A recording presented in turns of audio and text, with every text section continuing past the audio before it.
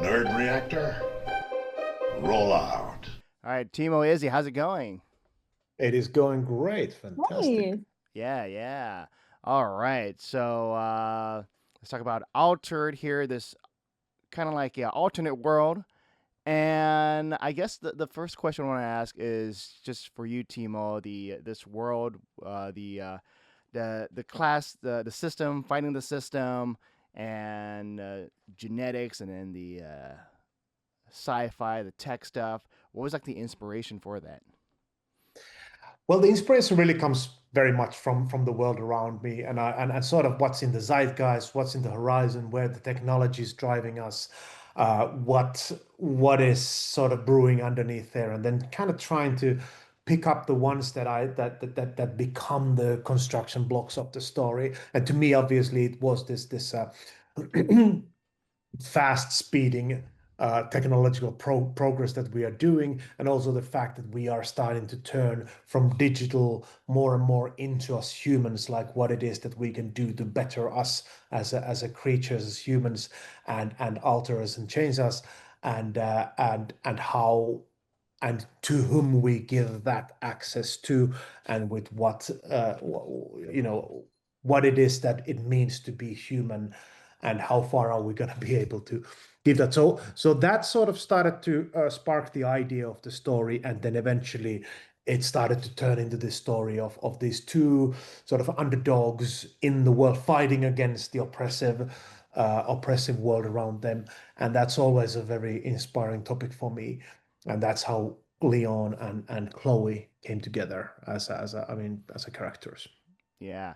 And I guess this is for each of you. If you had to choose between having enhancements to your genetics or just having a powered suit, which one would you choose and why? Lizzie, you go first. I think I'm gonna stick with having a suit because you can take it off whenever you want and just be yourself. And I think that having an option and a being able to make a decision is the best. I think I probably would also be very much in the suit side of things. So because indeed, yeah, you can, well, of course, I understand sometimes you need something like a some sort of frame around you to let's say an exoskeleton that gives you more power, or that kind of stuff could be cool. But in the end, it is what's in here, what's making us what we are. And I don't want anybody to be poking what's in here, because that's gonna turn, I don't think that they have our best interest in mind if I give them free range to do that. So that I think is a thing. Oh yeah. And this one, Tom Felton, he's the one that's helping with fighting the system, and I was wondering, was there anything, I guess, for each of you that surprised you the most when working with him on this film? Well, to me, I mean, yeah, oh, what surprised, what didn't surprise me? I mean, I mean, I knew that he is a versatile actor. I knew that he takes his work seriously. I had no idea how professional and how gentle human soul he is, obviously, before I really got to meet him, because of course, and I've seen him in yes, Draco Malfoy, and I've seen him in playing this and that kind of role. Really meet this person, you're like that. It's a I just what a kind human being kind of person be. That was, I think, my like maybe the biggest surprise, or just positive surprise that I came across with him. I think that every moment on set with Tom was absolutely magical because he's not just a talented actor, he's also an exceptionally kind and supportive collaborator. I agree. Whether we were tackling intense dramatic moments or sharing laughs between takes, his professionalism and warmth made the experience unforgettable. I agree. I think that was he really brought a real warmth onto the set, and pushed everybody to the limits to get the best possible out of it. So yeah, that was Oh yeah. And Timo, oh, you're no stranger to creating these worlds, like whether it's like outlandish or just yeah, just out there. And I guess for you, when working on this, was it harder than your previous projects? Kind of was, because I sort of had to really create the whole world from the beginning, and there is a world where like you can go a little bit too deep into that, and there is a million rabbit holes you can jump into and never emerge if you're not careful. So it was like, because it's something that you really want to create a world that feels real and feels like right and looks a certain way and works, and the characters work in there. And it's a big task, but I do enjoy that. I find myself the most happiest when I get to have this empty canvas and really start splashing the paint on there and say, okay, here we go. This is that. And then starting to connect them, and really trying to make logical, real, actual, believable connections with things. So it's not just a combination of stuff that's happening, but it actually is all part of a bigger, that it feels like a real world behind there. And I did find myself doing a lot of, I would say, many would say, completely useless research on when building this. But who knows? I mean, you never know what you're gonna need when you when you do that. Oh yeah, and Izzy, I was wondering for you if there was ever a moment on the set where you're like, "Wow, this world is like really captivating me right now." I was always just in such awe of the world we are diving into at the moment when we're working on the story.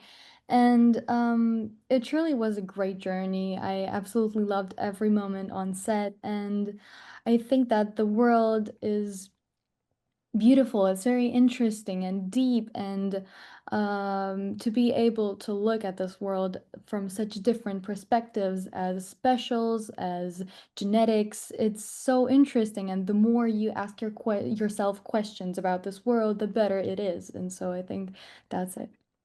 Oh yeah, and Timo, I want to just talk about Iron Sky and just now. Like, have you ever thought like it would be such a crazy concept that just people would enjoy to this day?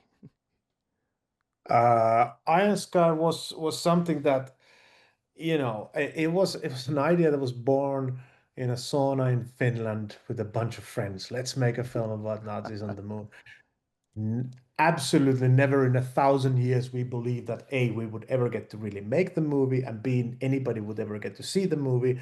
And then three, being here, how many years ago? It's like over 10, 15 or 15 years ago, still, people knowing the film and watching the film and coming back to me about the film, and, bringing it up and telling that it was this and that. I think it's that was something that really was completely unexpected in that sense, and then being able to bring it to, without Iron Sky, obviously I could never have done Altered or anything like that, because nobody would have believed a guy from Finland, can do, create a world or whatever. Like, we're not a science fiction film country by definition, Finland. But then being able to sort of show that I know what I'm doing, and this is the kind of worlds I like to work on, and then being able to bring it to Altered as sort of my experience, and then of course my becoming, more experienced director as I go, like bring it all to Altered. Like, but yeah, it all started from there, and it felt like, I don't think that anybody really believed that it would have been such an important film to us, but it was, yeah. So here we are. Oh yeah.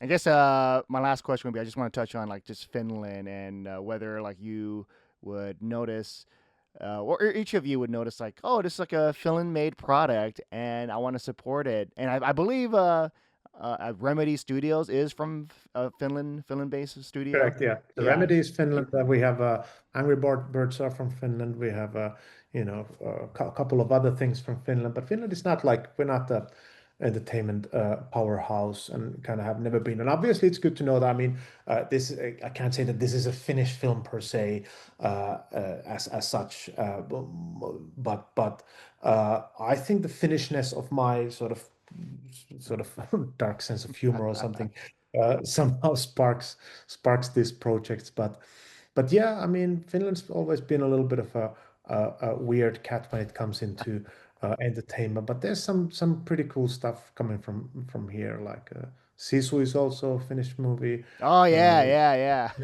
it's coming out, and you know, there's a bunch of that stuff. So it's like there is an interesting undertone in Finland to be able to, and I'm really happy to be able to bring that on the screen, even in my small part.